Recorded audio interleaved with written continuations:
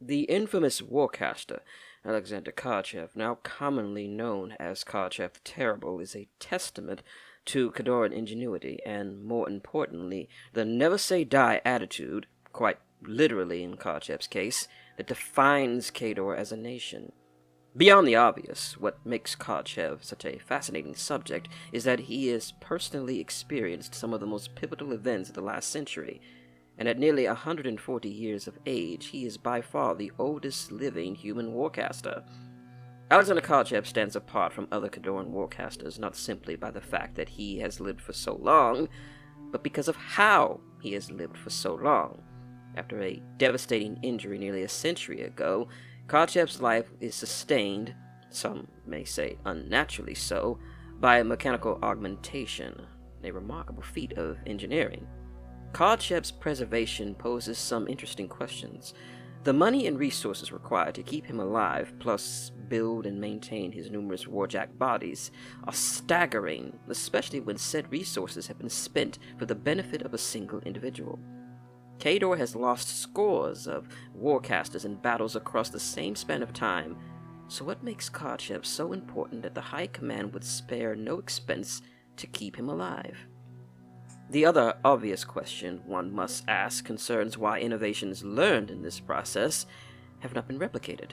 Certainly the integration of living man with powerful mechanics Certainly, the integration of a living man with powerful mechanica has tremendous potential, both on and off the battlefield.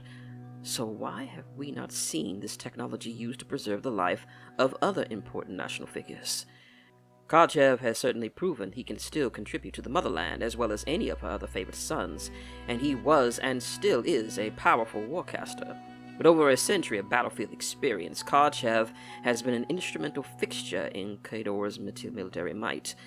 Some of Kador's enemies like to compare Karchev to another infamous warcaster, Ursus Octavi, the so-called Butcher of Kardov.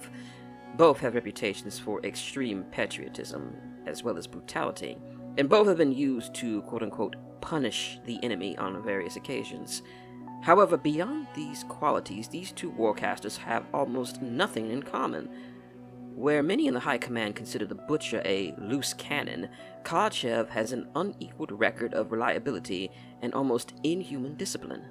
Reportedly, Kadoran documents referring to Karchev describe his intelligence and wealth of tactical knowledge from more than a century of warfare.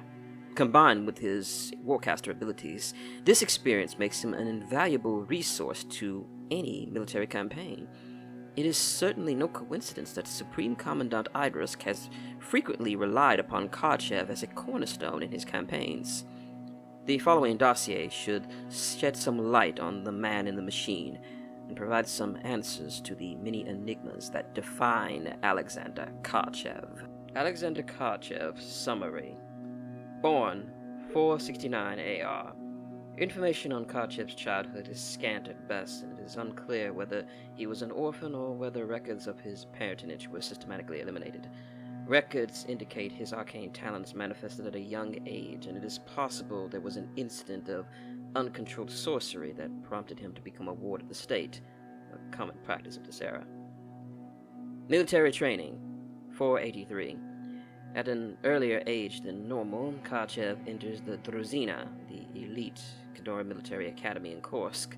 He is assigned special mentorship under a Kolden in the Grey Lord's Covenant to discipline his powerful sorcery. In 484, he becomes an Ubenich, or apprentice of the Covenant, and it is likely his warcaster talent was recognized at this time. Grey Lord's Covenant 488. After perfecting his warcaster abilities and completing officer training, Karchev attains the arcane rank of Rastovik within the Grey Lords. He is given controller status in 489 and sent on a tour with the 3rd Border Legion with a small battle group. After a successful 2-year tour, Karchev was accredited as a full Magzivev and commander in 491. He rose to respect and acclaim within the Covenant alongside the 1st and 5th Border Legions. King Vigor ascends 499. Karchev is embraced by the new king and becomes an instrumental figure in Vigor's ambitious military campaigns.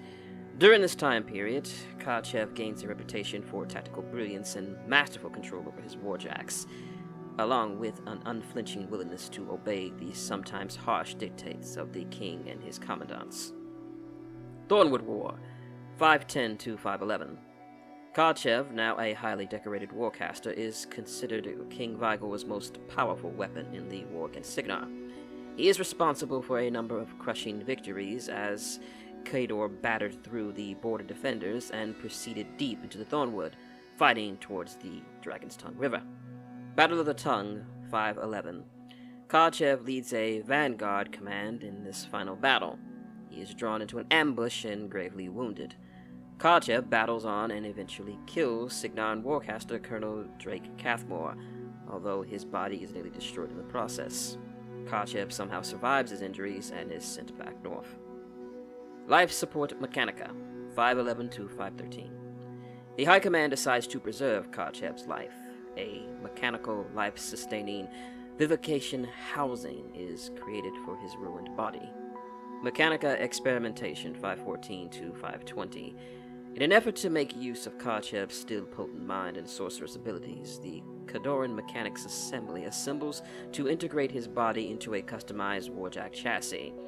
Adjusting Cortex housing to receive instructions from a living mind proves exceedingly difficult, resulting in many failed attempts. Man in the Machine, 521.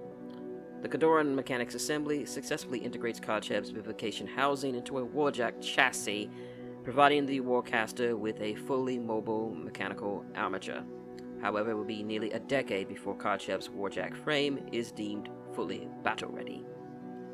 Border Skirmish, 530. Karchev leads a small battle group against a Signaran border outpost. Reports from Signaran field officers after the battle mentions a terrifying warjack with the ability to command other machines. Upgraded, 535. Karchev's warjack frame is upgraded based on the redesigned Juggernaut chassis. Border Skirmish, 538. Signaran reconnaissance agent successfully identifies Karchev leading a force near Deepwood Tower.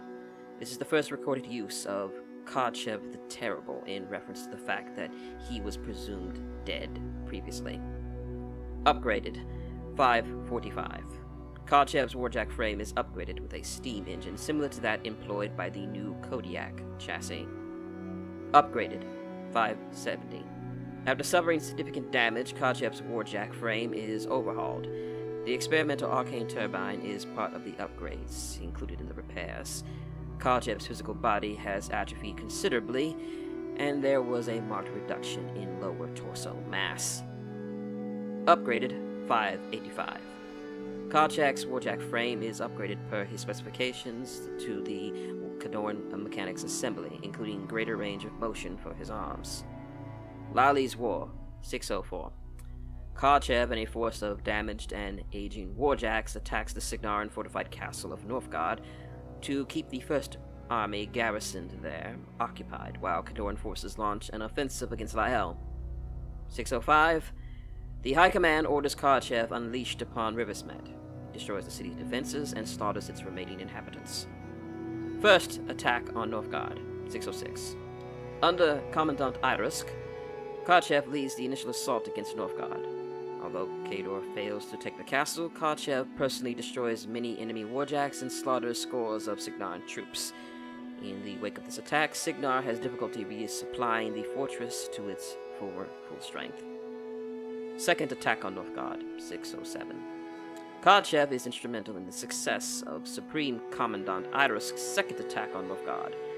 After the castle falls, Karchev personally kills General Hagen Cathmore, the Earl of Bloodsbane, Lord of Northgar, and descendant of Colonel Drake Cathmore. Battle of Port Bourne, 608.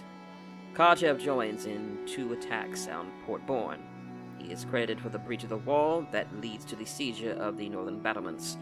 Circumstances after this remain unclear, but Crix seems to have invaded behind Khador, during which Karchev disappears.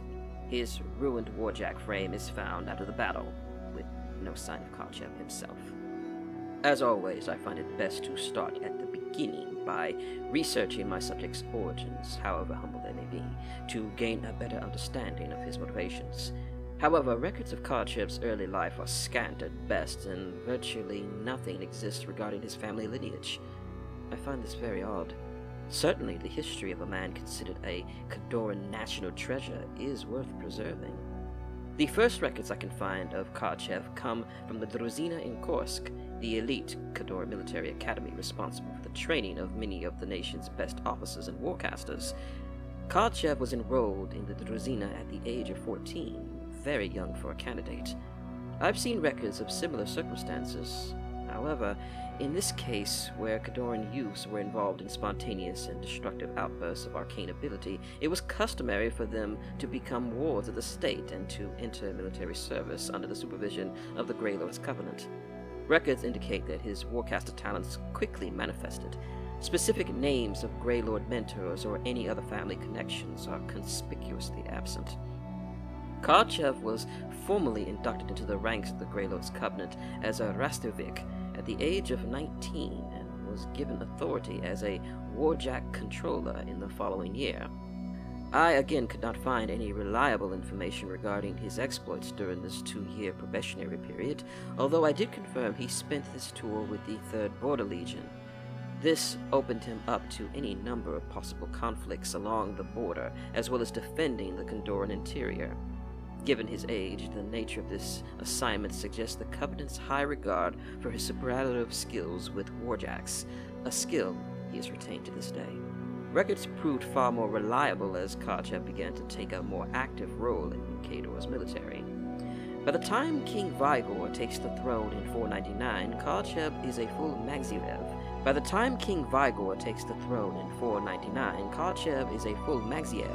Within the Grey Lord's Covenant and a well-respected warcaster and commander with a reputation for effectively controlling a large number of warjacks simultaneously.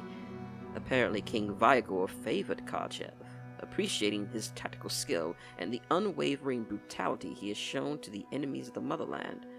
Not surprising, Karchev prospered under Vigor's rule and was instrumental in many of the conquest-minded king's military endeavors.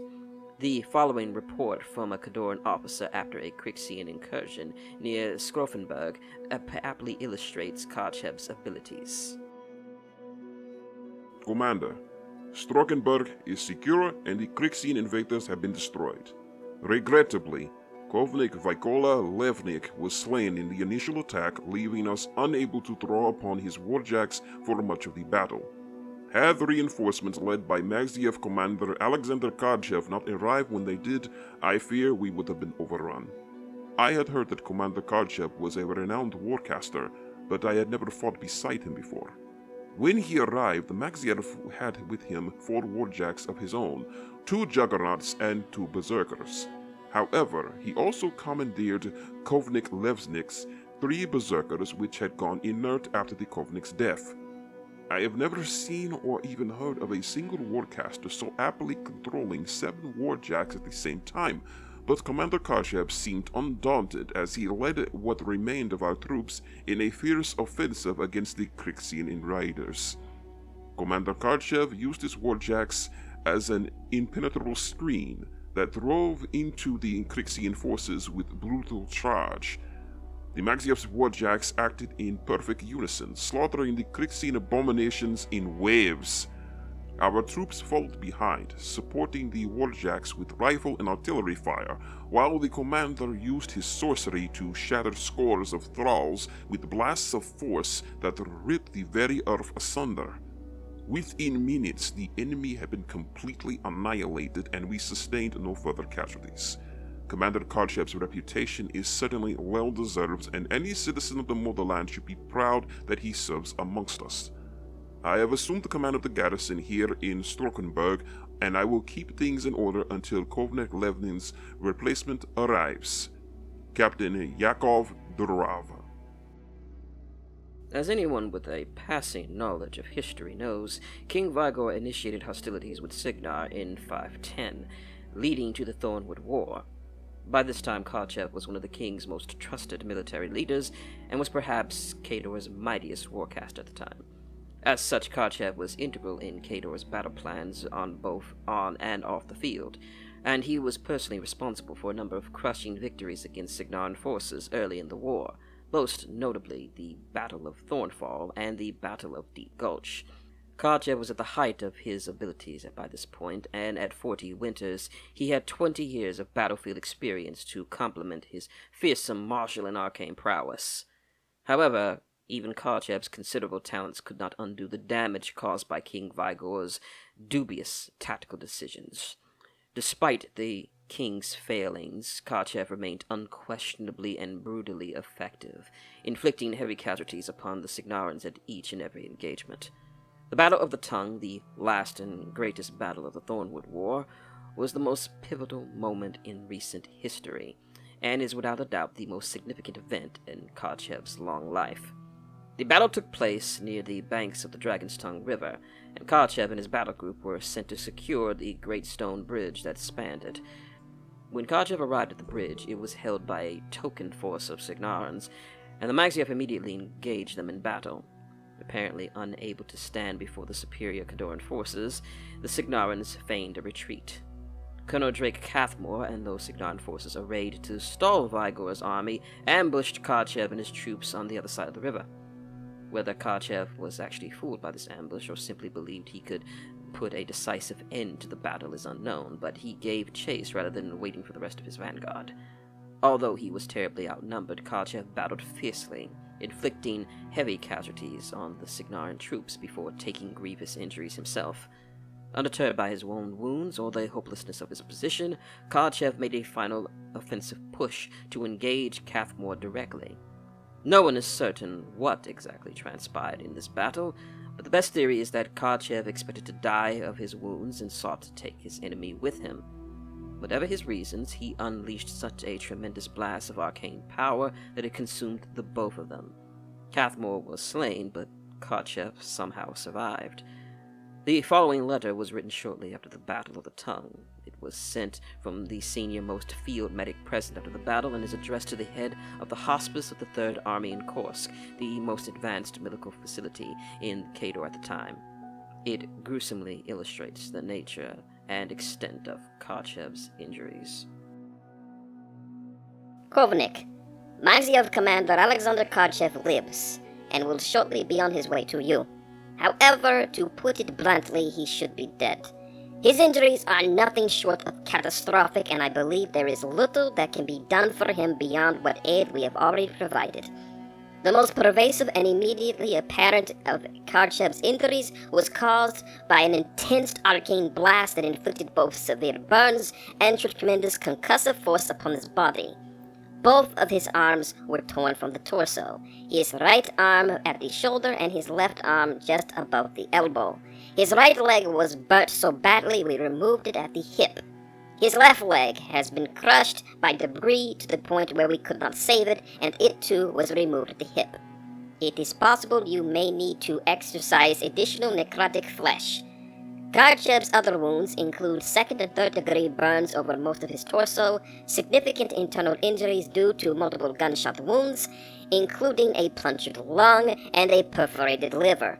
Maxiev Karchev has also suffered a skull fracture, and many of the bones in his face were all but pulverized. His eyes were spared somehow. May not be praised for small miracles. Any of the injuries I described above is more than sufficient to kill a man. That Karchev sustained them all and yet somehow clings to life is a testament to the god's cruelty or the commander's own immense desire to remain amongst the living. I do not expect him to live much longer. Should he manage to survive the trip back to Kursk, it is important that you understand that your duty is to keep him comfortable and make the passing of this great hero as painless as possible.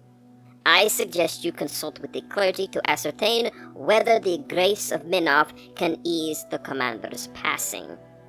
Captain Yuri Megviev, 3rd Khadoran Medical Corps.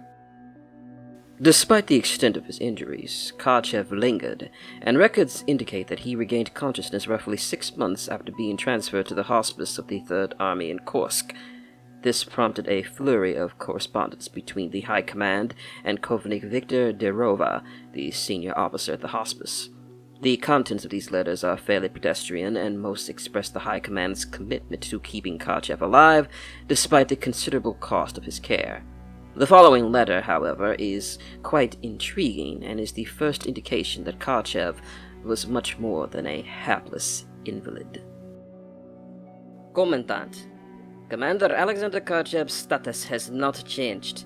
The majority of his wounds have mended as much as they can be mended, but he remains in considerable pain. We have done all we can to make him comfortable, but there are limits to what I can do. However, he is having trouble accepting his new circumstances. Most soldiers in the commander's condition can do nothing but rage impotently at the gods, at the motherland, at themselves. A rage that typically passes, leaving behind a resigned stoicism. Karchev, however, was and is a powerful arcanist, and his rages are far from impotent. He needs neither hands nor legs to manifest his magic. Almost daily, his anger is unleashed via his sorceress abilities, giving rise to blasts of concussive force resulting in damage to the facility and injuries to my staff. In fact, I have turned to sedating the Maxiev for fear of someone may be killed from his outbursts. I think much of the commander's rage stems from his inability to contribute to our great nation. It is obvious he still retains much power. Additionally, his mind and tactical knowledge have not diminished at all. Perhaps Maxiev Commander Karchev can still be of some use to the military, and I would urge you to at least consider this possibility. Kovnik Victor Derova. As the document above illustrates, Karchev had command of his arcane powers from the moment he regained consciousness. However, it is unclear whether or not he retained the ability to link with and command warjacks. As it turns out, Karchev himself provided the answer to this question when he petitioned, well, demanded really, the High Command to reinstate him and allow him to resume his duties as a warcaster. Obviously, the High Command had its doubts on whether a man as crippled as Karchev could be any use on the battlefield, but Karchev commanded enough respect and sympathy from the military leaders on the day of his request was seriously considered. Karchev was granted an audience with the High Command. Interestingly enough, since Karchev was considered quite the heroic figure at the time, Dmitry Mariovich, a prominent historian, was allowed access to Karchev's hearing and recorded the events therein in his greatest work, The Heroes of the Motherland. I was able to locate a copy of this obscure book, and what follows is an excerpt from this propaganda-laced tome that describes how Karchev made his case to the High Command. Despite the terrible wounds that diminished him, Maxiev Commander Karchev spoke as if commanding upon the battlefield, and the council sat rapt as he recounted his various victories and contributions to the motherland. There was anger in his voice, and seemed the very foundations of the earth trembled beneath his passionate oration. Great Karchev demanded that his skill, power, and knowledge once again be used for the betterment of our nation and to strike fear into our enemies. When at last he finished speaking, I saw tears in the eyes of the great men in the council chamber, and I too could not help but be moved by this national hero's impassioned appeal. Yet the council was still not convinced, and Supreme Commandant Kohan Rostov asked the Maxiev to provide some proof that he was still capable and an effective military leader. Commander Karchev's response was immediate and shocking. A juggernaut warjack stood outside the great hall, its furnace fired and ready. Its sole purpose was to allow the Maxiev a way to demonstrate that he still retained the ability to command the mighty machines of war. I saw Karchev close his eyes, felt the energy gather in the air, and with a tremendous crash the juggernaut burst through the doors of the great hall, hammering them from their frames with its hurling mass of its body. It did not break its stride and charged forward in a billowing cloud of smoke, its massive axe held high. The commandants leapt from their chairs of office as the juggernaut barreled towards them. Yet they were not its targets. The warjack's axe crashed down upon the huge stone table, with which the High Command had sat for dozens of generations, splitting the granite in twain and plowing the marble floor beneath it. The warjack then yanked its axe free and moved to stand next to Karchev, towering above the disfigured invalid that was his master. All assembled in the hall that day drew the same conclusion. Alexander Karchev was not a man to be dismissed by something as so paltry as his own battered flesh. Although the above account is likely highly embellished, as was common in Mariovich's historical writings, I do believe that this hearing did take place. Karchev did prove to the High Command that he could still ably command warjacks and harness his battle sorcery. However, the fact remained that he was all but helpless and immobile. If Karchev was to resume his place among Khador's warcasters, this obstacle had to be overcome. Enter the Khadoran Mechanics Assembly, who were tasked with finding a way to get Karchev back onto the battlefield and sustain him there. The following letter and schematics from a senior mechanic describes the solution and its risks devised by the Mechanics Assembly. Although it has taken many hours and much experimentation, we believe we have devised a way to sustain Commander Alexander Karchev's life without need of constant supply for medical attendance. We have designed a mechanical life-sustaining apparatus that will enclose the former commander's body, regulate his biological functions, and provide a steady stream of restorative and pain-deadening salves to exposed flesh, helping to prevent bleeding sores. The housing need only to be maintained once per day by flushing out the waste collection systems, replenishing medicinal stock, and ensuring various functions are running properly. Ultimately, we hope to modify the housing to interface with other mechanical systems, namely those used to control warjack mobility. We believe that once a suitable housing is devised, Maxiev Karchev could in a very real sense act as the cortex for a fully functional warjack chassis. Obviously, there is much we need to do, and many months and even years of hard work ahead of us to achieve this goal. However, we do not believe it is beyond our grasp. Despite the success we have had with the initial design, I must offer a word of caution. This technology is highly experimental, and the integration of flesh and mechanical of this scale has never been attempted before. There is a very real possibility that Commander Karchev would not survive the extensive surgical procedures necessary to connect his biological systems to the housing. Even if the integration is successful, we have no idea what it might do to his mind. We simply do not know if man and machine can be so closely augmented without provoking a mind break. However, the commander's will is strong, and if anyone could survive this process, it is most certainly him. Senior Mechanic Vadim Oryevosky. I consulted with a number of knowledgeable and trustworthy mechanical engineers, all with experience replacing lost limbs with mechanical prosthetics.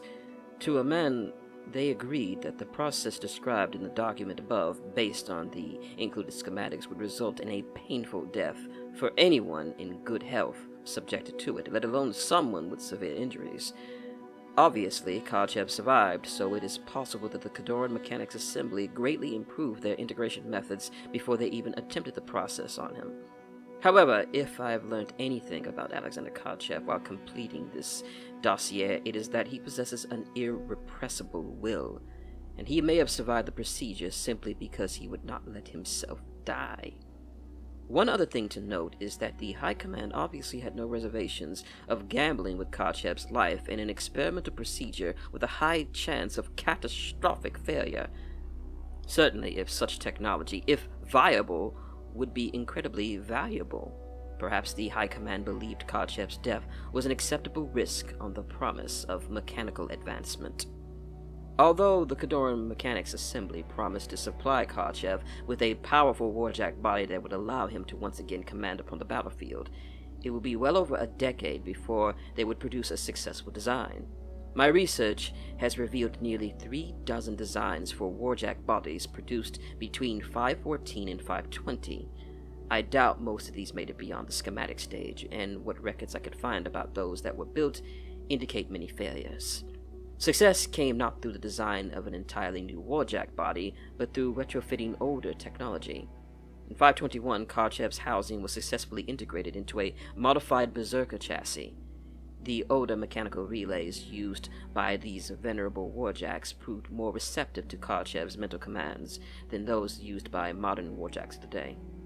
Although the first successful integration occurred in 521, Karchev was unsatisfied with the performance of his new body and demanded frequent changes and even complete overhauls.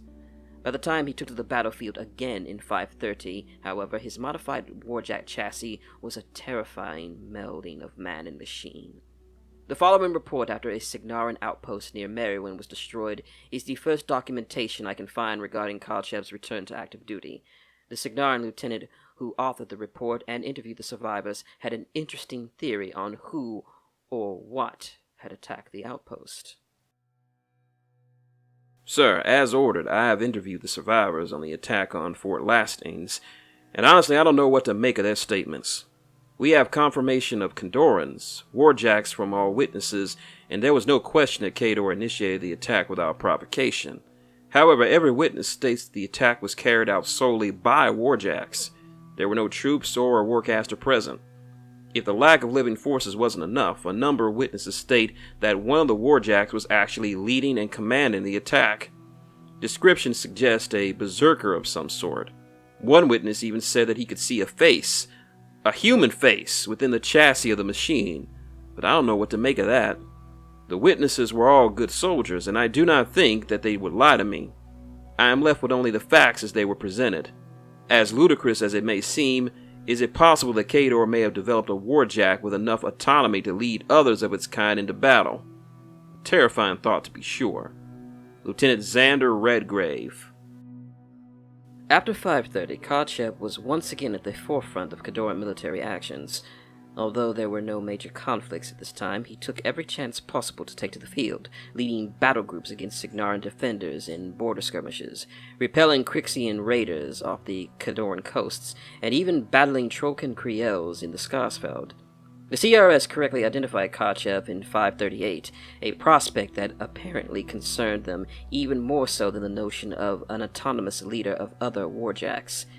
It was from these reports that Karchev derived his epitaph, the Terrible, and gained a reputation for having achieved immortality through sheer power of hatred. Ceaseless combat suited Karchev, with ample opportunity to improve and upgrade his warjack body, and he was often the beneficiary of the newest warjack designs. Additionally, his chassis was severely damaged on a few occasions, necessitating a complete overhaul. Reports regarding Karchev's mechanical upgrades are copious, and I won't bore you with the technical details. However, I did uncover one interesting document. This log entry from one of Karchev's mechanics is intriguing because it details an instance where Karchev's warjack chassis and its vivification housing were almost completely destroyed. And yet he survived again. I have completed the repairs to Commander Karchev's vivification housing, and it has been sent to the facility where he is currently residing. I took the opportunity to make a number of minor improvements, primarily to the waste disposal systems. The odor was becoming quite strong, and the cortical pathways. The improved housing should keep the commander much cleaner and allow finer control of his warjack armature. One further note. The damage to the old housing was extensive. Apparently the commander took a direct hit from a Defender heavy cannon, and it failed completely. This left Commander Karchev without the support of the mechanical systems that were supposedly keeping him alive for nearly 13 hours. What's more, when they recovered his body, we discovered his torso had atrophied considerably, and surgeons had to remove considerable sections of his withered torso. Lieutenant Valadin Irovisk. In addition to the fact that Karchev survived, again without mechanical aid, it should be noted that he was well over 100 years old at the time of this report. I think it is fair to speculate that something about his vivification housing was doing more than keeping him alive and allowing him mobility on the battlefield. It was, and still is, obviously extending his natural lifespan. Additionally, it appears that Karchev was able to survive without the aid of his housing for an extended period. The mystery of this may give some indication as to why this technology has never been successfully repeated. How much of Karchev's survival is singular to the man, and how much it is to the machine? In recent years, Karchev has played an important part in the wars that have consumed Western Imran, always at the heart of each conflict, inflicting death and devastation upon the enemies of the motherland. He has become somewhat of a Kadoran boogeyman, his very presence striking fear into the hearts of those who stand against him. There are volumes upon volumes of reports covering Karchev's military endeavors, but I will simply summarize Karchev's involvements in the major conflicts of the last decade. During the initial attack that triggered the Laulis War, Karchev played a pivotal role in keeping Signar from sending vital reinforcements to its besieged city. To occupy the First Army at Novgorod, Karchev was given command of over 24 damaged and aging warjacks and a token number of troops, and sent to lay siege upon that great castle. This was more ruse than practical attack, but the appearance of Karchev and so many warjacks had a desired effect, and the First Army divisions there were kept occupied long enough for Khador to initiate their offensive against Western Lael. Later in the war, Karchev was given an opportunity to showcase his brutality upon the citizenry of Rivesmet. Several previous battles had been conducted in the vicinity of this town, initially with the goal of taking the city with as little damage as possible. But the heavily fortified northern city of Larin remained defiant against the occupiers, including the estimated arcanists of the Order of the Golden Crucible. Rivesmet was singled out for punitive measures. Karchev was given command to obliterate the city and everyone who lived within it as a lesson to the defenders of Larin. Karchev and an overwhelming force of warjacks and infantry smashed through Rivesmet's defenses, slaughtering thousands in the process. In the aftermath of this battle, the city of Larin surrendered to Khador without a single shot, their morale utterly broken. As brutal as this attack is remembered, it is deemed one of the greatest strategic successes in the war, giving Larin's reputation for unsaleable fortifications. After the fall of Merywyn, Commandant Iris launched the first of 2 attacks on the northern Signaran fortress of Novgorod. Although the first attack was unsuccessful, it cost the Signarans dearly, largely due to the initial offensive led by Karchev. Reports indicate that he personally destroyed half a dozen Signaran warjacks and slaughtered scores of trenches and storm knights before quitting the field and retreating with the rest of the Khadoran army. This initial attack cost the Khadorans heavily in terms of casualties, but ultimately the Empire's ability to recuperate proved greater than Signar's. Iris again attacked Novgorod in less than 6 months after the previous failed attempt to take the fortress. This time he was successful, and again Signar lost thousands of troops in the siege. Interestingly, the Lord and General of Novgorod was Earl Hagen Cathmore, the descendant of Drake Cathmore, the warcaster with whom Karchev fought his famous duel with at the Battle of the Tongue. Despite the fact that Karchev had killed a number of Drake Cathmore's descendants over the years, Earl Hagen Cathmore stood his ground when the castle was taken and refused to surrender. For his bravery, Karchev slew the man shortly thereafter, proving his thirst for revenge had not been slaked. After the fall of Novgorod, Khador's next significant offensive against Signar was the recent Battle of Portsbourne. Here, again, Karchev is unleashed upon the enemies of Khador to devastating effect. During the initial attack, Karchev fought through the nearly impenetrable defenses of Port Bourne and managed to breach the outer wall. Khador used this breach to subsequently attack and overwhelm the defenders of this portion of the city north of the river. The exact circumstances in Port Bourne are still not well known or reported on either side, but it seems as though Khador successfully seized the city, but was then interrupted by the arrival of a massive Crixian army behind them. Unfortunately, reports from the city since that time have been scant. I did manage to locate a document that mentions Commander Karchev and the aftermath of the Crixian attack. Dated after Karchev disappeared, it is from a senior battle mechanic who volunteered to join a small mobile force to look for evidence of Karchev and provide repairs if they could locate him. What he found was quite chilling. We found the hull of Commander Karchev's warjack chassis near the river. It has been completely disassembled, the vivification housing removed, and then stripped of its most vital components. Of the commander we saw no sign.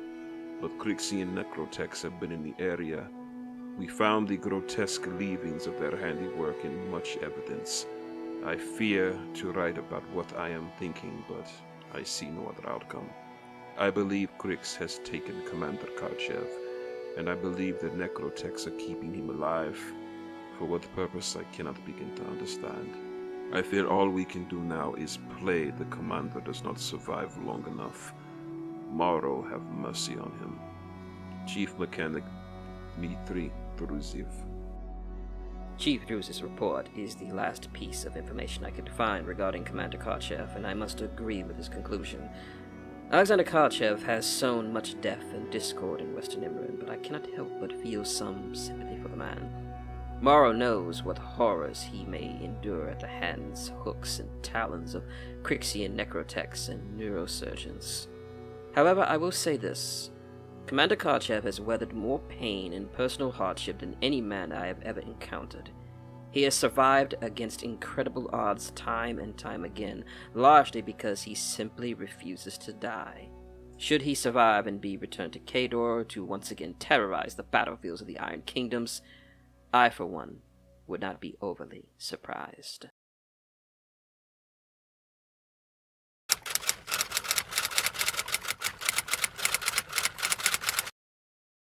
Your request for a dossier on a prominent Gatorman leader is one I would ordinarily refuse.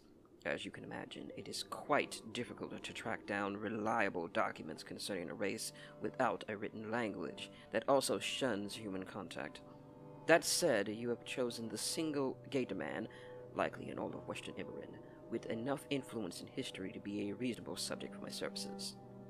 You will, of course, understand the 20% increase in my normal fee. The cost of replacing garments lost to mud alone demands more robust compensation. Bloody Barnabas is without a doubt the most influential Gatorman in Western Imran now, and perhaps in the entirety of history. I understand that is a bold statement, but as you read the facts, myths, and legends concerning the ancient Gatorman shaman, I believe you will come to agree with my assessment. The strength and magical prowess attributed to Bloody Barnabas borders on the absurd, and truly he is seen as something far more than a mortal by the Gatormen under his command. Myths and legends are often rooted in fact, and it may be that Barnabas has accomplished what no Gatorman before him has ever attempted. He has united large numbers of intensely independent and tribal-minded creatures beneath a single banner. To truly understand Barnabas, we must delve into his past, a past that is reported to stretch back some 300 years. Here we may find answers to two very important questions. First, are the legends and myths concerning Barnabas's power based in fact, or are they simply the primitive ramblings of a primitive people? Second, what are Barnabas's true goals, and do they represent a credible and imminent threat to mankind? Summary. Do note that the first four dates are approximate, and the events detailed are attributed to Bloody Barnabas on the dubious theory that he is hundreds of years old. Thus, the veracity of this information should be considered suspect. 300 AR. Estimated date of Barnabas's hatching. Unverifiable. 350. Barnabas established himself as powerful local warlord and shaman near Blindwater Lake. Leads many successful raids on nearby human villages. 400. Begins to conquer other tribes of Gatormen, uniting them all under his rule. Those that refuse to join him are destroyed. Influence extends to the Bloodsmith. 500. Iconography depicting Barnabas as a deity begins to appear in the Bloodsmith, and as far away as the Fen Marsh. 541. Barnabas leads an attack on Signarin's supply train near Blindwater Lake, destroying a significant military force. 570. Barnabas is the undisputed master of the Gatormen of the Eastern Thornwood. At this time, he may have begun to subjugate other swamp-dwelling races, namely the fish-like Bogtrox. 606.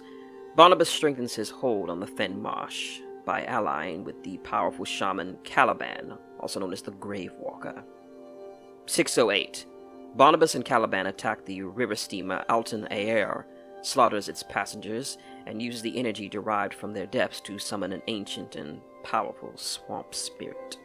Before I ply you with documents dredged up from the depths of history, I feel it necessary to set the stage for a more scientific approach. Bloody Barnabas is said to be many hundreds of years old, and although I find the idea of a 300-year-old Gator man dubious in the extreme, there is some evidence to suggest that Gator men are abnormally resistant to the effects of advanced age. The following document is an excerpt from a treatise penned by the late Professor Conolly Bray, who disappeared in the Fen Marshes while researching his chosen subjects. The attached portion deals with one of Professor Bray's more controversial theories called indeterminate lifespan. A theory most commonly held amongst naturalists is that large reptiles display a trait known as indeterminate growth. In layman's terms, this means a reptile will continue to grow throughout its life so long as it has access to a stable and constant food supply. There is no upper limit to such growth so long as the creature lives, has enough room to expand to its size, and has adequate food supply. Gator men, although certainly reptilian, have not inherited indeterminate growth from their primitive forebears. Instead, they display a trait eminently more fascinating. My research in the Fen Marshes has revealed that Gator men are highly resistant to infirmities of age. The Stone Scales tribes include members over a century old, and Gator men as old as 2 centuries or more are not completely unheard of. Apparently, if a Gator man does not meet his end through disease, misadventure, or warfare, he can expect to live almost indefinitely. I have dubbed this trait indeterminate lifespan, and I am in the process of gathering more information on the subject, although my colleagues have scoffed at what they wrongly term as Gator man immortality. My initial findings suggest that the upper limits of Gator man longevity may be as high as 300 to 400 years. As you can imagine, written records about individual Gator men from 300 years ago are exceedingly difficult to find. However, much to my surprise, I was able to track down a few letters and other documents describing a Gator man who could very well be Bloody Barnabas. However, I feel much obligated to warn you that the veracity of these accounts are dubious at best. These accounts could be describing nearly any powerful Gator man shaman. As such, I have chosen to include only those documents I feel are most probably attributed to Bloody Barnabas. The first documents date back to 355, a correspondence between the 8th Earl of Bloodsmith and his huntsman regarding Gatorman attacks on local villages bordering on the swamp. The huntsman's descriptions of a powerful Gatorman chieftain leading the raids are of particular interest. It has come to my attention that the villages on the southern edge of the marsh are under attack by marauding bands of Gatormen. There have been many petitioners at my gates every day for the past fortnight demanding recompense for destroyed properties and slain loved ones. My patience is growing thin just as my purse is growing lighter, and I find myself asking why my huntsman has not dealt with these savages. I want these creatures eradicated. We must send a strong message that such barbarity will be met with fire and steel. Do I make myself clear, sir? Garrick Blackwater, Earl of Bloodsmith. My lord, I am quite aware of the Gatormen attacks on the southern villages. I am doing what I can to protect the villages. I have dealt with Gatorman attacks in the past, but these raids consisted of small hunting parties, no match for the determined force of a mounted and armed troop of men. These recent attacks are something quite different. They are on a much larger scale and show a level of organization I have never seen from Gatormen. I believe this is largely due to the presence of a strong chieftain among them. I have yet to encounter this chieftain myself, but the villagers I have questioned are terrified of him. He purportedly wields a large axe and adorns himself with the skulls of his victims. Additionally, more than one account insists that he commands great swamp beasts in addition to dozens of Gatormen. My lord, let me be blunt. I am ill-equipped to deal with this situation, and I will not throw away my life in a futile attempt to hunt this Gatorman chieftain in the trackless swamps down. You must provide me with more men-at-arms or simply relocate the surviving villages. Severid Elswick. The next document dates some 50 years after the correspondence between the Earl of Bloodsmith and his huntsman. This document too concerns the same region, the Gatormen within it, and vicious raids carried out by a singularly powerful Gatorman leader. However, this account differs from the previous one in that the attacks were not perpetrated on encroaching humans, but on other Gatormen. This letter is from an enterprising Corvus merchant to his superiors regarding the end of his trade with a peaceable tribe of Gatormen that could signify the beginning of Bloody Barnabas's dominance of the area. Again, the Gatorman described here bears some similarities to Barnabas, and he is even identified by name. As telling as this may seem, the current Barnabas may simply have borrowed the name of a powerful forebearer to gain the respect and honor associated with it. Trademaster Merle, as you know, I have established contact and peaceful negotiations with the tribe of Gatormen, the Red Fangs, in the southern Bloodsmith. These Gatormen have access to fields of freshwater clams that provide a surprising bounty of pearls. Since Gatormen have no use for them, they have been quite eager to trade them for food, weapons and tools, and valuable baubles. I have successfully traded with these Gatormen and their chieftain, Hixcor, for the past 2 seasons, and is without a doubt one of the most profitable ventures I have been involved in. Unfortunately, I have grave news. I recently returned from the Bloodsmith, where I was to meet Hixcor and discuss the terms of this season's trade. When I arrived at the Red Fang village, I found it completely destroyed and the area littered with Gatorman corpses. Hixcor was among the dead. Although my grasp of the Gatorman tongue is rudimentary, I was able to discern the following details from the few survivors. The attack on the Red Fangs had been carried out by a powerful Gatorman shaman, or Bokur as they call it, named Barnabas, who was demanded that Hixcor and his tribe unite with his own and accept his rule. When Hixcor refused, Barnabas and an overwhelming force of Gatormen attacked, slaying every Red Fang that did not flee to the swamps. Obviously, the lucrative trade we have had with the Red Fangs is over, and I think it is imprudent and dangerous to the extreme to approach this Barnabas with a similar agreement. My hope is that the strife in the Bloodsmith will die down in the next few years, and we can attempt to re-establish trade at that time. Senior Trader Harl Barrett. The next document is considerably more recent than the last two, although still over a century old. This excerpt is taken from an essay written by Teresen Dre, a Morin priest concerned with the religions of savage people, primarily Gatormen and Pharaoh. It offers very little information of value and is essentially a long-winded criticism of these quote-unquote backwards people and their quote-unquote false gods. However, it does offer one important fact of note regarding the establishment of what Teresen believes to be an emerging Gatorman deity. The Gatormen of the Fen Marshes hold to the same misguided beliefs that the swamp is alive with spirits that can be harnessed, controlled, and exploited for magical power. The greatest of these spirits is a being known as Kask, and it is fair to say that this bestial entity is the most important Gatorman deity. However, I have recently noted another god appearing just below the image of Kask upon Gatorman totems placed at the very edges of tribal borders. This new deity appears as a stylized Gatorman Bokur with a shroud-like headdress, adornment of what appears to be human skulls, and with an open maw stained with blood. From what I've been able to gather from the Gatorman tribes in the area, this deity is known as Barnabas the Bloody Maw, or simply Bloody Barnabas. Interestingly, totems like the one described above can still be found in both the Bloodsmith and the Fen Marshes. So what do we make of all this?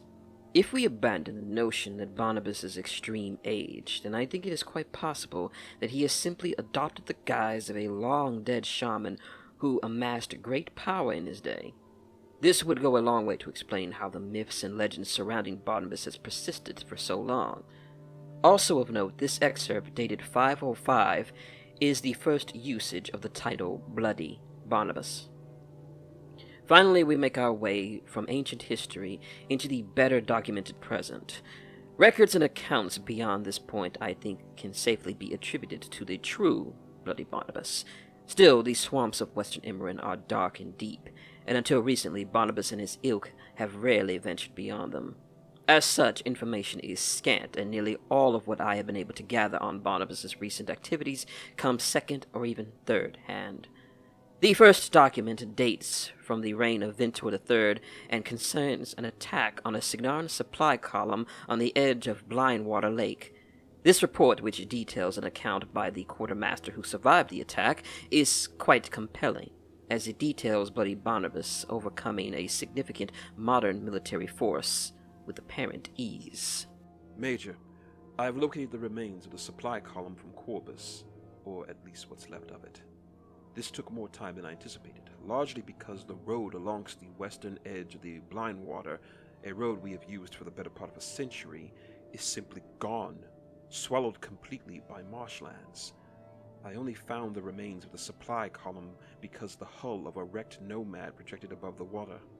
My men and I searched for survivors for some time, and we found nothing but waterlogged corpses, most in terrible shape, torn to pieces and partially devoured. After hours of searching, we did find one survivor, the quartermaster, Lieutenant Martin Umber. He was trapped beneath the wreck of a Talon, half mad with terror. We hauled him out of the marsh to solid ground, treated his wounds, and got some food into him. I then attempted to coerce a report out of Lieutenant Umber. He said the supply train was attacked by Gatormen, which is not uncommon, as you know. However, for Gatormen to attack a force as large as the one that led by Lieutenant Umber is unheard of. He told me the Gatormen were led by one of their chieftains or shamans named Bloody Barnabas. I've heard this name before, and I believe this chieftain is responsible for other recent attacks on our men and supply trains. This attack was much larger in scope, however, and Bloody Barnabas apparently led 50 or more Gatormen supported by grape swamp priests. The Gatormen came out of the water on the edge of the lake, ambushing the column. They attacked the Warjacks first, neutralizing them in the first few minutes of combat. After that, it was a slaughter, and Lieutenant Umber was unable to provide any details at all, his terror nearly overcoming him. The last thing he said was that Bloody Barnabas caused the, quote, swamp to rise up, unquote, after the battle and covered the road. As ridiculous as this sounds, the road is gone and the swamp now extends nearly a mile further from the edge of the lake. Of course, this simply could be the natural ebb and flow of the Blindwater, but in my 5 years at Northgard, I've never seen anything like it. We could attempt to hunt down and eradicate these Gatormen, but I fear the cost in men and resources would be very high. It is my recommendation that we abandon this particular route altogether and reroute our supply trains further west through the Deepwater Tower. Captain Tarlin Dunford. You have no doubt seen a trend in the types of documents in this dossier. There are all accounts of Barnabas's activities from sources far removed from Gatorman society. How then is this great and powerful shaman viewed by members of his own race? There is one individual who can provide this type of perspective, but dealing with him is nearly as dangerous as seeking an audience with Barnabas himself. I was able to track down the notorious Gatorman witch doctor who calls himself Wrong Eye and convinced him to speak with me, but only after plying him with many gifts, including 4 bottles of the strongest Ruick brandy I could find. I was forced to work with an interpreter since Wrong Eye does not speak any human tongue, although he apparently understands quite a few. I have attempted to make sense of the Gatorman witch doctor's ramblings, which I have transcribed in full during our interview. I have spared you the entirety of this bizarre conversation and related here only Wrong Eye's answers to the very direct questions about Barnabas. When I could keep him on track, that is. Wrong Eye is surprisingly forthcoming with information. Does Barnabas wish to unite all Gatormen under his control? Unite? That is a human word. Barnabas is Hokshishan, great one, and we all bow to him or die. Simple. He give each tribe a third choice. Most make that choice that lets them live. How many tribes does Barnabas command? Blindwater and Bloodsmith are his. Through Caliban, much of the Great Marsh to the south. Caliban? The Grave Walker. A mighty Bokur and trusted advisor to the Hokshisan. That one is wily and dangerous. What about you? Do you bow to Barnabas? Snapjaw and I bow to no one, but I do as Barnabas asks, when it suits me. What of the other races of the swamp? The bog trogs, the swamp gobbers? Awful, barely worth eating, but the Hokshisan has some use for these creatures. The trogs serve him or face death. Barnabas has yoked the greatest among them to his will. Does Barnabas wish to conquer those outside the swamps? Humans, perhaps? Conquest is only part of his desires. Veneration, worship, legend. For these he truly hungers. I don't understand. He wants Gatormen to worship him like a god. Many already worship him, but much more is needed for the Hokshisan to achieve that which he truly desires. What is needed? What is it that he desires? Blood is needed, death, and the power that lives within it. That is all I will say, unless you have more of the burning water. I did not, unfortunately, have another bottle of Ruick brandy with me, and the interview ended. I'll admit to being quite relieved to leave Wrong-Eye's presence. His giant pet gator Snapjaw had been lurking nearby while I spoke to the witch doctor, moving almost imperceptibly closer to the interpreter myself every few minutes. I have never felt so low upon the food chain in all of my life. Despite the dangers in speaking with Wrong-Eye, he did provide some intriguing bits of information.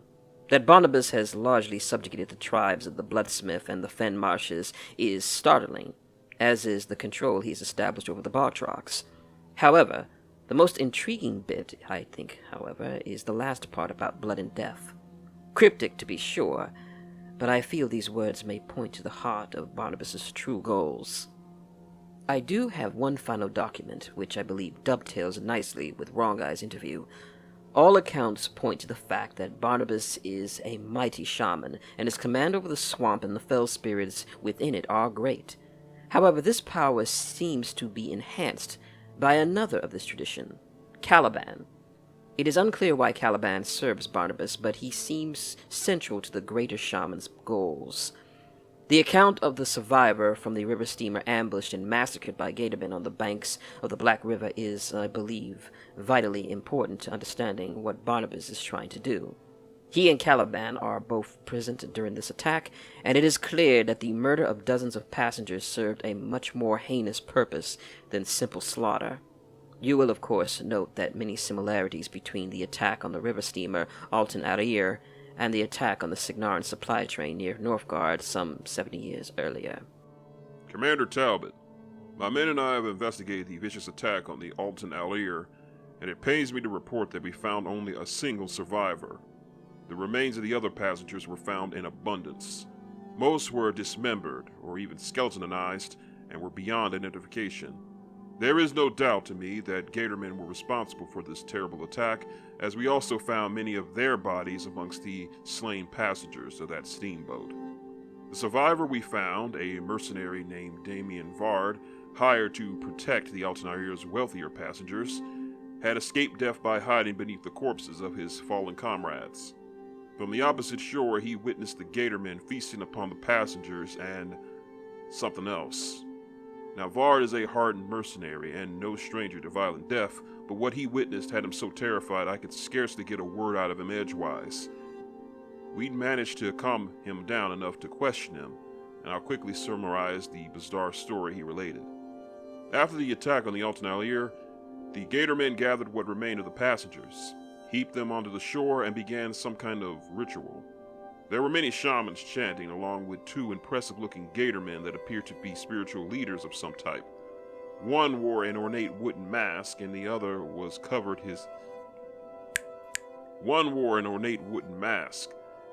covered his head in a leather-bound shroud. The ritual went on for some time, but was interrupted by the arrival of a large force of Pharaoh. This area is thick with pigmen, and they likely saw the presence of the Gatormen as an intrusion upon their territory. A fierce battle ensued, and the Gatormen warriors attempted to keep the Pharaoh at bay while their shamans completed the ritual. This is where Vard's account gets a little strange. He says the Gatormen finished their ritual and summoned a vast spirit made of blood and bones that fell upon the pharaoh and devoured them whole. This was the last I could get out of him, as he refused to speak further on the matter. As fantastic as this tale sounds, I don't think Var was lying to me. He was legitimately terrified. Still, there is more to this story than what he has told us, I'm sure of it. I'm taking Vard back to Fort Falk for further questioning. Captain Ian Kentwood. The magic used by Gatorman is not something I am familiar with, but I do have access to those who are familiar with it. After describing the above events to my sources, the overwhelming conclusion was that Barnabas and Caliban had summoned an ancient and incredibly powerful spirit, something far more terrible than perhaps either could command alone. It calls to mind what Wrong Eye had said about Barnabas, that he needs, quote, death and the power that lives within it, unquote. I believe the murder of the Altanaria's passengers provided the necessary energy to summon this entity. Of course, this begs the questions. What else might Barnabas do with this death energy, especially if he had access to quite a bit more of it? It certainly adds some level of credibility to the more outlandish goals attributed to Barnabas, primarily his aspirations towards divinity. If the deaths of the 36 passengers aboard the Altanarias were enough to summon an ancient and powerful spirit, what might Barnabas and Caliban accomplish with the deaths of hundreds or thousands? A sobering thought, no? So we return to the question I posed earlier. Are the legends and myths surrounding Barnabas based in fact? I would tentatively say yes. Whether the ancient exploits of Barnabas are truly attributed to him, or he has simply adopted the name and deeds of some long-dead forebear matters little. The Gatormen he commands believe in this legend. Finally, is Barnabas a credible threat to the Iron Kingdoms? I would answer this with a resounding yes. Although primitive, Gatormen are powerful warriors, and their shamans command magic on par with any human arcanist or warcaster. Barnabas may command thousands of Gatormen and bog trogs. Such a force could be unleashed.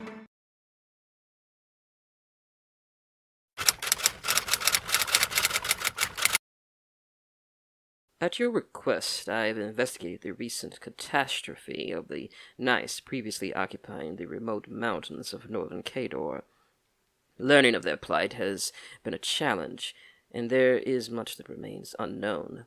My investigations unearthed the name of a key figure, a sorceress named Vayl Hollier, many times referred to only as the Betrayer. My best sources of information have been Nice refugees, the majority of whom are presently living near Kursk. I have enclosed a separate report detailing my reconstruction of the catastrophe beyond items connected to this subject. Several selected interviews with the more informative of these individuals are transcribed below. Summary. Alias the Betrayer, the Ice Witch, Frozen Queen of Halia. Notes on dates. Ascertaining accurate dates amongst the Nice is problematical. They mark time in relation to seasons and the periodic migrations between shared communal settlements. Migrations often occur every few decades, but each shard has its own traditions, and some are stationary, such as the Halir. Born 530 AR, Vayl's birth date estimate derives from the backing into the period of the Fane of Nicaea training her into sorcery, 545, and her likely age during this time, mid-teens. Other significant dates. 556, assumed tenuous control of the Halia tribe after conspiring in the death of its tribal elders. 565, eliminated the last of internal opposition. 574, accused by tribal elders of unprovoked attacks and raiding on neighboring shards. Pacts of mutual defense formed. 578 to 595, destroys several neighboring shards, increasing her reputation for being bloodthirsty. 596, violence halted by alliance of tribes, but she retains her position of power. 605, collaborated in Nice genocide, helping to annihilate their tribal culture. 606, speculated to have led attacks against northern Cadoran villages. 607, may have led attacks in Lael, northern Signar, and the Bloodstone Marshes, where there has been a rise in mysterious depths matching her alleged modus operandi. Familial status, no indications of surviving siblings or other immediate living relatives. Training, educated in sorcery and the Aric alphabet among the Fane of Nicaur. Professor Pendrake published a compilation of notes on a breed of dragon spawn he termed Incognitus, descriptions of which matched those of certain eyewitness accounts of attacks across a broad region of Western Emerald. The professor's associate, Linus Weaselbaum, allegedly has first-hand contact with these creatures. He also witnessed nights he purported to show signs of dragon blight. After inquiring in the guise of feigned academic credentials, I received the following. My experiences with Selena Rayfill and her hunters was horrifying, but in retrospect I learned more than I appreciated at the time. Suffice it to say that I have with my own eyes seen Nice and Dragonspawn fighting in close proximity with each other, and believe there is a connection to be had between them. Your inquiry recalled a conversation I'd almost forgotten, overheard while the Rayfill hunters spoke amongst themselves. They spoke of a woman named Vayl Hallier, someone they viewed with equal measures of hatred and wary respect.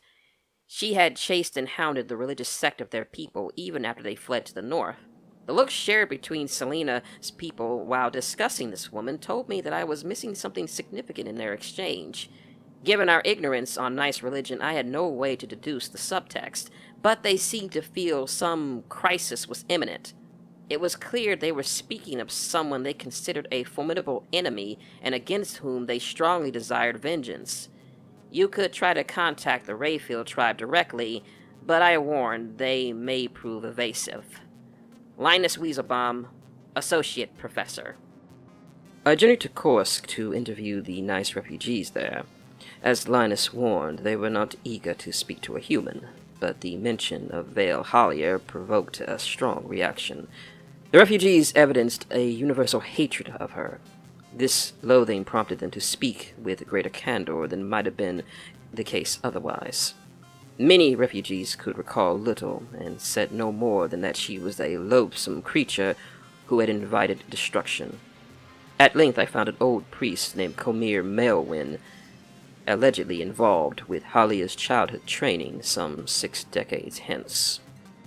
I am now convinced that even as a child, there was something wrong with her, but we did not learn that until much later.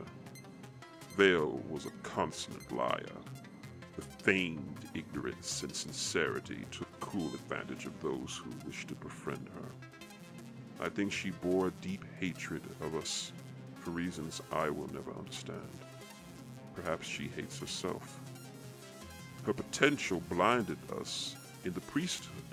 Our faith regards sorcery as the gift of Nicaur, a belief I no longer hold. Vayl had an unusual appetite for knowledge and a clear desire to refine her power. Once, I actually enjoyed teaching young sorcerers and delighted in seeing their budding awareness to their power. Vayl put an end to that. Sorcery is an extension of will, usually manifesting as simple evocations of winter's cold. Learning more refined tasks can take decades. From the beginning, Vayl displayed a subtlety beyond her years. We mistook this hunger for knowledge as something healthy. She feigned piety so well we asked her to consider joining the priesthood.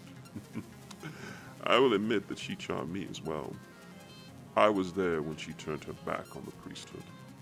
She took delight in profaning Nicaur to my face. My pain amused her.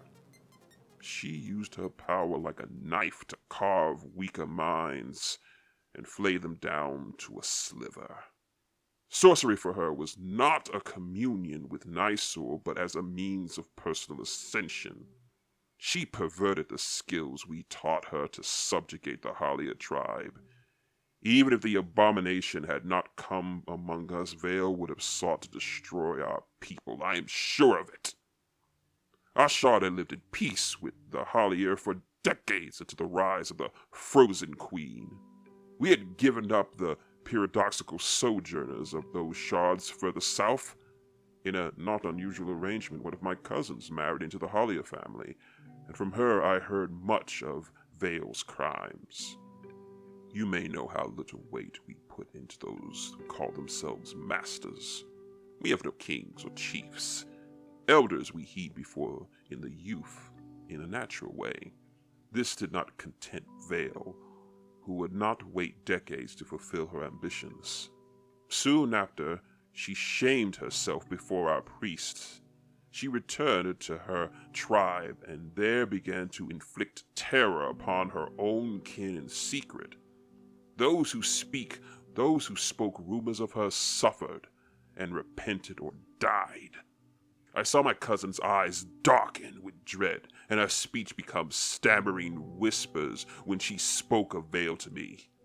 Soon she would speak no more of her mistress beyond offering praises, while her hand shook with fear. I cannot confirm the dread tales of Vayl's atrocities to her kin, but I know the elders of Hollier vanished in a single night. The tribe would not speak of them, but years later a tracker of my tribe came across a single grave containing the frozen bodies of those who went missing. There was nothing to tie them to Vayl, but we knew her to be the cause. The Hollier were too terrified to oppose her, and soon she turned her attentions on her neighbors. My shard did not last long after the blades of her shard. Few of us survive who remember those days. While the refugees were glad to speak of Vayl's past, they proved reluctant to discuss the more recent events. When I asked of them about the reports of Nice exhibiting blighted symptoms spotted elsewhere, they grew silent and looked away. It was as if they feared to put into words what they had seen. I did in fact find a hunter belonging to the Rayfield band Weaselbaum mentioned. This individual had lost an arm, becoming crippled and thus unable to join the battle of his leaders. He led me north to the shard spires there to show me the devastation of his people firsthand. As I looked on the charred and smoking ruins of Nice villages, he held out his one good hand to encompass it all and said to me, "This is the lasting legacy of Vayl Hollier." We followed the path of destruction, and I soon learned that it was far more extensive than I had ever anticipated. I returned to the Cadoran capital and plundered their military records, finding numerous buried reports of inexplicable attacks in both northern Cador and occupied Lael. Few of these accounts refer to Vayl specifically. In investigating the Horkov massacre, I have concluded that this attack is connected to similar incidents in Konestal, Rostrovik, and Servigos, despite the distances between these communities. I have seen no reason to fault the response time of the Third Boulder Legion in these attacks, although they have been very reluctant to comply with our requests for their version of events. At Horkov, a female Nice of considerable sorceress acumen led the pillagers, and the few surviving witnesses have related that dragonic monstrosities heeded her directions and moved where she dictated. I spoke to a young man who had hidden in the ruins of a house during the attack and who witnessed this sorceress conducting and coordinating the gathering of corpses to be stacked into bloody cauldrons from which fresh horrors emerged. This would explain the lack of bodies left for burial at several of the massacre sites. Our ability to stop the spread of rumors related to these attacks has become less effective as this enemy moves into more populated and heavily trafficked regions. It was a simple matter to obscure the horrors of Rostrovich and Konestal in particular, as they were more isolated communities with fewer trade arrangements. I am concerned that should this force hit a major city or town, it could easily prompt widespread panic. Dimitrich Dorkin, Grave Lord Colden, Hikratz. While I was initially skeptical of rumors of blighted Nice fighting in proximity with organized groups of Dragonspawn, I think the conclusion is now inescapable. Exactly what this force represents and what its goals are remain a mystery. I found the movements and attacks of these raiders incoherent, but understanding this group's leaders may provide additional clues. What struck me immediately were the reports of these attacks are very reminiscent of what is left in the wake of Crixian raids. I feel no closer to a real answer and can only hope that further investigation will reveal the identities of other leaders of this armed force. Greetings, dear viewer. This is Gavin Kyle. If you like this dossier on this particular subject and wish to see more from my classified files, then it would be in your best interest to like, comment, and most of all, subscribing to this channel. If you fail to do so, then the rest of my files shall remain under lock and key where no mortal eyes will see them. If you wish to support this channel in a more direct fashion, there is Patreon in the description as well as PayPal. You can also support the channel by purchasing the author's new book, New World, on sale on Amazon. Link is in the description below. Until next time, this has been Gavin Kyle. Thank you for enjoying my files, and until the next time.